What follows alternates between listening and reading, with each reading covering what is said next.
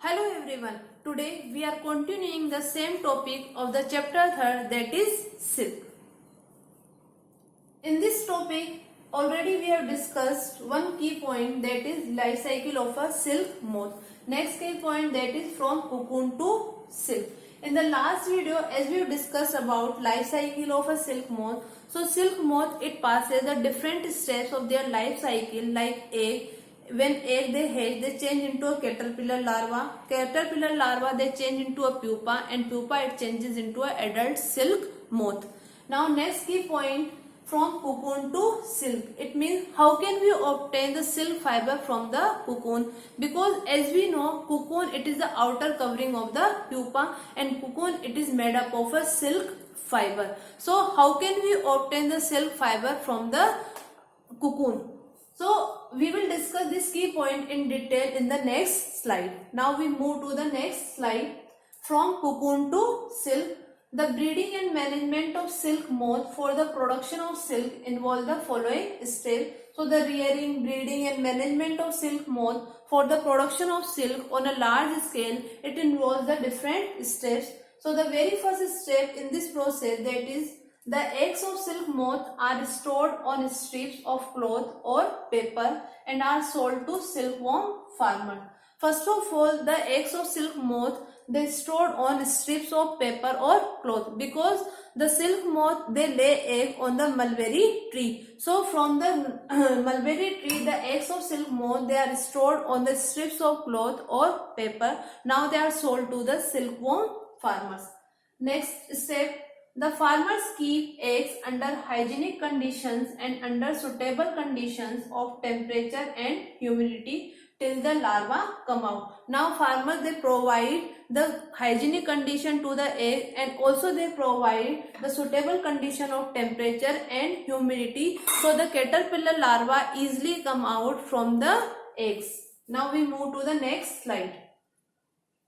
Next step, the silk moth larvae are then fed on mulberry leaves under controlled condition. Now the silk moth larvae they continuously feed on mulberry leaves, because the silkworm farmers they provide the mulberry leaves to the caterpillar larva. So the caterpillar larva they continuously feed on mulberry leaves under controlled condition of temperature and humidity, and they grow in size. Now caterpillar larva they change into a pupa, and outside covering of pupa it is known as cocoon. Now next step, fully grown cocoons are sorted out according to their color, size, shape and texture. Now the fully grown cocoons they are separated by the silkworm farmers according to their color, size, shape and texture in a different groups. Next step, the sorted cocoons are kept in boiling water or exposed to steam. Now the silkworm farmers after the sorting of cocoon, after the separating of cocoons according to their color, size, shape and texture, now the silkworm farmer they kept these sorted cocoons in boiling water or exposed to steam. This process it kills the pupa inside the cocoon, because the pupa which is present inside the cocoon it is not useful for the silkworm farmers. Only cocoon it is useful for the silkworm farmers, because only cocoon it provides the silk fiber. So the silkworm farmer they kept these fully grown cocoons in boiling water or exposed to steam. This process it kills the pupa which is present inside the cocoon. Now we move to the next slide. Next step in this process, the cocoons are then put through a series of hot and cold immersion.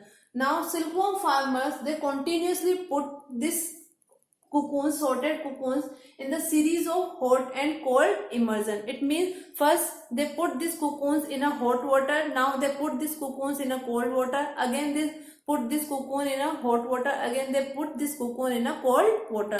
So they put these cocoons through a series of hot and cold immersions. This process is called softening of sericin. So this process of putting of cocoons in a hot and cold immersion continuously, this process is called softening of sericin.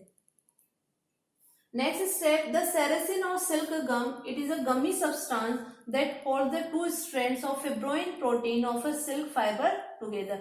So softening of sericin, because sericin, it is a gummy substance, or it is also known as silk gum, which holds the two strands of a silk fiber in the silk fiber together. Because as we know, silk fiber, it is made up of two types of proteins, fibroin protein and sericin protein. Silk fiber mainly it is made up of a fibroin protein, and sericin protein, it holds the two fibers, silk fibers together. So sericin or silk gum, it is a gummy substance which holds the two strands of a silk fiber together, and silk fiber, it is made up of a fibroin protein. So this process of putting the cocoons in hot and cold water, this is known as softening of sericin. Next, the next step is the process of unwinding of silk filaments from the cocoon. This is called reeling the filament. Now in the next step, the process of unwinding. Now the silkworm farmer, they unwind the silk filament, because in the last step, as we have discussed, the softening of sericin, because now the sericin, it is become soft, so the silk filament, they can easily unwind. This process is known as reeling the filament. Now we move to the next slide. In the next topic, in the next step, 3 to 10 filaments of cocoon are usually reeled together to produce the fibers of a raw silk of desired thickness. Because when we obtain the silk fiber from the cocoon, they are entangled and they are not unwinded. So in the reeling of filament, the silk fibers, they are unwinded. Now 3 to 10 filaments of cocoons are usually reeled to produce the fibers of raw silk of desired thickness. Now 3 to 10 filaments of cocoons, they reel together, so we can obtain the desired thickness of fibers. This is called as throwing. Next step, silk fibers are spun into silk yarns, which are used by the weavers to weave the silk cloth. Now the silk fiber, they are twisting together and they are spun, so they can change into a yarn, and which are used by the weavers to weave the silk cloth. Now these weavers, they can use this silk fiber for making the sari and other silk material.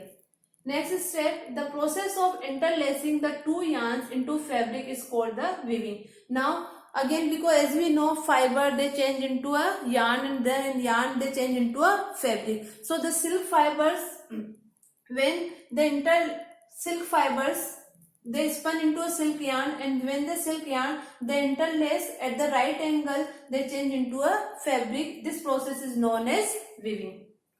Now we move to the next slide. Last step in this topic, after the weaving, the fabric has to be finished. Finishing includes treatments such as crease proofing, waterproofing and fireproofing. After the weaving, after making the cloth by the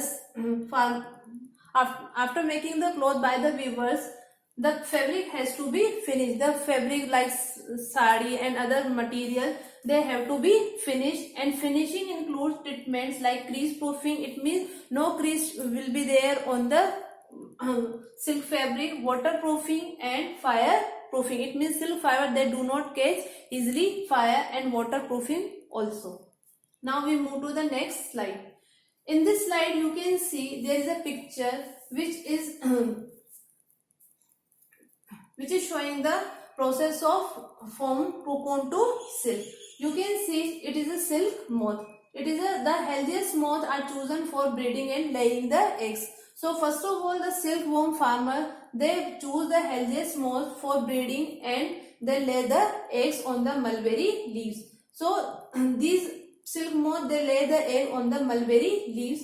The larvae that emerge once the egg hatch are fed mulberry leaves. They continue feeding for 20 to 35 days. So caterpillar larvae, when the egg they hatch, they change into a caterpillar larva. They continuously feed on mulberry leaves and they grow in size. Next is, when the silkworm is about 35 days old, it starts spinning a cocoon. Now the silkworm or caterpillar larva, they about 35 days old, they start spinning a cocoon, they start secreting a silk fiber, because cocoon, it is made up of a silk fiber. This process takes about 3 to 7 days to complete, and this process of forming the cocoon by the caterpillar larva, it takes about 3 to 7 days to complete. Now next step, the pupa inside the cocoons are killed by putting the cocoons in hot water. Now the silkworm farmers, they continuously kept these cocoons in hot and cold water, so the pupa which is present inside the cocoon, it can kill. So the pupa inside the cocoons are killed by putting the cocoons in hot water, which kills the worms as well as loosens the filament. Next step, single filaments are washed, dried and twisted to form yarns, because after then drilling is there, and then drilling the single filament, they are washed, dried and twisted, and they change into a yarn. The texture of the fabric depends on the manner of twisting. How can we are twisting the silk yarn? So according to that, the silk fabric will be there. Now next step, one end of the silk thread is passed through an eyelet and the thread drilled on the wheel. After that, drilling is there, and one end of the silk thread is passed through an eyelet, and it passed through an eyelet and the thread drilled on the wheel. You can see the wheel, and the silk thread is passing through the wheel, and it change into a yarn, and yarn it change into a silk fabric. So now thank you for watching my video.